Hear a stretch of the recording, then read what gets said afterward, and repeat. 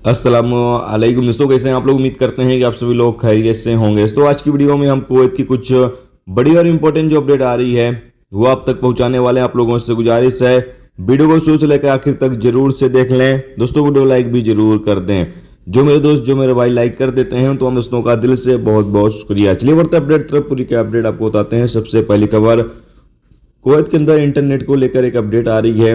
बताया गया है कि कुवैत और सऊदी अरब के अंदर इंटरनेट स्लो हो गया है। उसका रीजन यहाँ पर यह बताया जा रहा है कि कुछ तकनीकी खराबी आ गई है।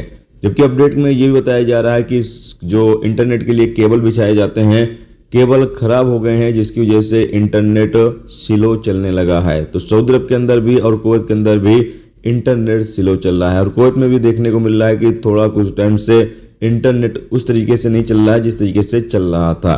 बाकी आपका इंटरनेट अच्छा चल रहा है या नहीं चल रहा है, प्लीज कमेंट बॉक्स में अपनी राय का इजहार जरूर करें। इसके अलावा अगली अपडेट यह है कि कुवैत के अंदर पेट्रोल का जो प्राइस है वो जल्द ही बढ़ने वाला है। कुवैत सरकार नई योजना बना रही है कि कुवैत में जो पेट्रोल का प्राइस है उसको बढ़ा दिया जाए, लेकिन ये सिर्फ और सिर्फ प्रवासियों के लिए ही बढ़ाया जाएगा।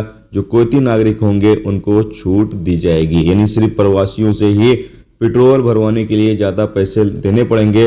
इसके साथ अगली अपडेट यह है कि कुवैत में 14 लोगों को गिरफ्तार किया गया, जिनके कब्जे से तकरीबन 20 किलो नशीली दवाइयां बरामद की गई हैं, या फिर यूं कह लें कि शराब और भी ड्रग्स वगैरह बरामद किए गए हैं, जिसकी ये लोग स्मगलिंग करने की कोशिश कर रहे थे और पुलिस ने इन लोगों को गिरफ्तार कर लिया है।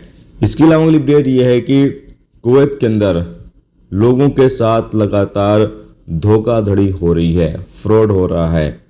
लगातार अपडेट करते भी रहता हूं कि भाई आप लोग सतर्क रहें, सावधान रहें, किसी के भी बहकावे में ना आए। जो लोग खैर होशियार रहते हैं, थोड़ा सा चालाक रहते हैं, वो तो नहीं आते हैं, लेकिन जो भोले भाले लोग रहते हैं उनको, जो धोखेबाज लोग होते हैं, वो लालच चक्कर में या किसी न किसी तरीके से उनको वो अपनी जाल में फंसा लेते हैं। तो यहाँ पर बताया जा रहा है कि कई लोगों के साथ कुवैत के अंदर फ्रॉड हो चुका है। तो एमओआई की तरफ से कहा यह गया है कि आप अपनी पर्सनल जानकारी, खास तौर से बैंक की जानकारी किसी भी बंदे को ना दें, नहीं तो आपके साथ भी फ्रॉड हो सकता है। तो आप लोग भी सतर्क रहें, सावधान रहें।